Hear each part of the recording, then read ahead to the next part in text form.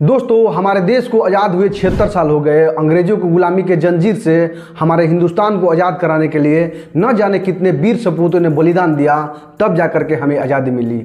और ये आज़ादी कैसे मिली, कितने संघर्ष से मिली, सभी जानते हैं।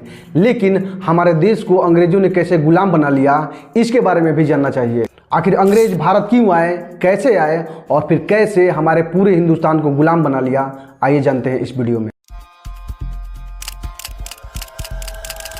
इस कहानी की शुरुआत होती है इंग्लैंड से ईस्ट इंडिया कंपनी के स्थापना से। इंग्लैंड की महारानी एलिजाबेथ प्रथम ने ईस्ट इंडिया कंपनी को 31 दिसंबर 1600 ईस्वी को अधिकार पत्र प्रदान किया। इस कंपनी का मुख्य उद्देश्य था विदेशों में जाकर हर एक देश के साथ व्यापार करना और मुनाफे के कुछ हिस्से को ब्रिटिश सरकार को देना। इस कंपनी के प्रथम गवर्नर थे थॉमस स्मिथ। इस कंपनी ने फिर भारत से व्यापार करने का प्लान बनाया। तब इंग्लैंड के सम्राट जेम्स प्रथम ने कैप्टन हॉकिंस को चुना और भारत भेजा व्यापार करने के लिए। कैप्टन हॉकिंस रेड ड्रैगन जहाज पर सवार होकर समुद्री रास्ते से भारत पहुंचा। उस वक्त भारत में मुगल बादशाह जहांगीर का शासन चल रहा था। कैप्टन हॉकिंस प्रथम अंग्रेज था जो भारत पहुंचा और मुगल बादशाह जहांगीर के दरबार में पहुंचा। उसने अनुमति मांगी जहांगीर से पूरे भारत में व्यापार करने के लिए, लेकिन इसमें उसे ज़्यादा कुछ सफलता हासिल नहीं हुई। इसके कारण था भारत में पहले से ही पुर्तगाली जो 1498 में भारत आ चुके थे और डच जो 1602 ईस्वी में भारत आ चुके थे, पहले से ही व्यापार करने के लिए भारत में अपना सिक्का जमा चुके थे। उस वक्त भारत में व्यापार करने के लिए पुर्तगाली एवं डच अंग्रेजों के सबसे बड़े प्रतिद्वंदी थे। यदि आप पुर्तगाली भारत कैसे आए और वास्को डी गामा ने भारत के लिए समुद्री मार्ग की कैसे खोज की और फिर भारत पहुंचा, इसके बारे में डिटेल रूप से जानना चाहते हैं तो इस वीडियो को देखें, चैनल पर अपलोडेड है। अब आइए चलते हैं कहानी पे। कैप्टन हॉकिंस को व्यापार में सहूलियत नहीं मिलने की वजह से वापस वह अपने वतन लौट गया। कुछ सालों के बाद सम्राट जेम्स प्रथम ने सर थॉमस रो को राजदूत बनाकर फिर से व्यापार करने के लिए भारत भेजा। साल 1615 ईस्वी में सर थॉमस रो भारत पहुंचा और इस बार मुगल बादशाह जहांगीर को कई सारे उसने प्रलोभन दिए और उसे व्यापार करने के लिए राजी कर लिया। वो भारत में 4 सालों तक 1619 ईस्वी तक रहा और इस दौरान उसने कई सारे व्यापारिक छूट प्राप्त किया और पूरे भारत में फिर ईस्ट इंडिया कंपनी और अंग्रेजों ने व्यापार करना शुरू कर दिया। फिर साल 1632 ईस्वी में गोलकुंडा के सुल्तान से अंग्रेजों को एक सुनहरा फरमान मिला। 500 पैगोडा वार्षिक कर देकर पूरे गोलकुंडा पर उन्होंने अपना व्यापार करना शुरू कर दिया और धीरे धीरे पूरे गोलकुंडा को अपने अधिकार क्षेत्र में ले लिया।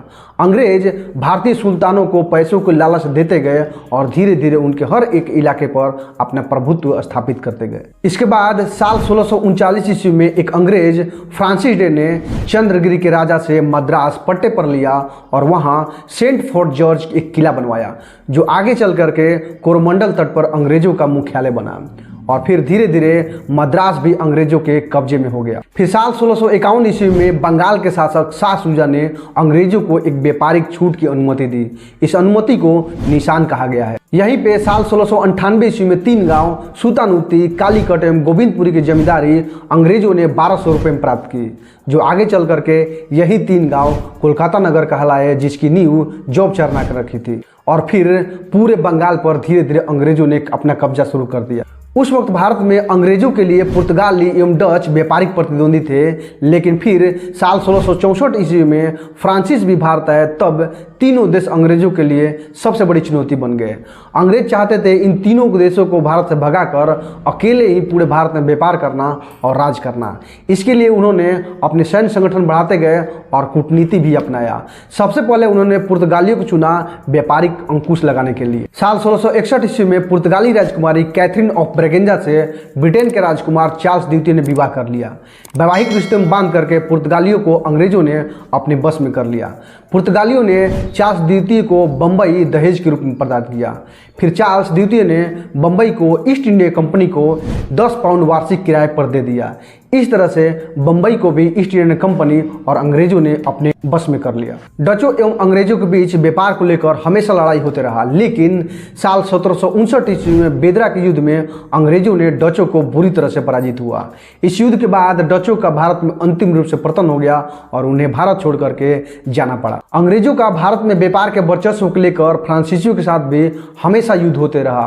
अंग्रेज एवं फ्रांसीसियों के बीच हुए युद्ध को भारत में कर्नाटक युद्ध के नाम से जाना जाता है। है। साल 1760 ईस्वी में अंग्रेज सेनापति आयरकुट ने वाडिवास के युद्ध में फ्रांसीसियों को बुरी तरह से पराजित किया, जिसके बाद फ्रांसीसियों को भारत छोड़ के जाना पड़ा। लेकिन भारत का पांडिचेरी फ्रांसीसियों के कब्जे में आज़ादी तक रहा। भारत से अपने सभी प्रतिद्वंदियों को भगाने के बाद अंग्रेजों ने पूरे हिंदुस्तान में अपना वर्चस्व स्थापित करना शुरू कर दिया।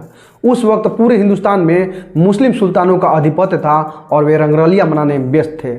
साथ ही हर एक राजा अपना वर्चस्व स्थापित करने के लिए एक दूसरे से लड़ाई लड़ रहा था। इन सभी का फायदा उठाते हुए अंग्रेजों ने मुस्लिम सुल्तानों के पैसों की लालच एवं कमजोर शासकों को सत्ता की लालच देकर पूरे हिंदुस्तान को अपने कब्जे में ले लिया। अंग्रेजों ने हमारे भारत को कब गुलाम बना लिया इसके लिए कोई डेट फिक्स नहीं है, लेकिन साल 1757 ईस्वी के बंगाल में हुए प्लासी युद्ध और 1764 ईस्वी के बक्सर युद्ध के बाद अंग्रेजों ने पूरे हिंदुस्तान को अपने अधीन कर लिया और सारा धन दौलत लूट कर अपने वतन इंग्लैंड ले जाने लगे और इस तरह से हमें अपना गुलाम बना लिया।